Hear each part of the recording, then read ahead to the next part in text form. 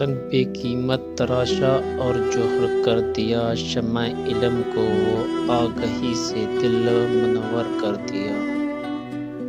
فکر و فن، تہذیب و حکمت، دی شعور و آگاہی، گمشد ان راہوں کو گویا کہ رہبر کر دیا۔ چشم فیض اور دست وہ پارس صفت جب چھو گئے، مجھ کو مٹی سے اٹھایا اور فلک پر کر دیا۔ دے جزا اللہ تو اس باغبان علم کو، جس نے غنچوں کو کھلایا اور گل تر کر دیا۔ خاکہ تصور تھا میں خالی از رنگ حیات، یوں سجایا آپ نے مجھ کو کہ قیصر کر دیا۔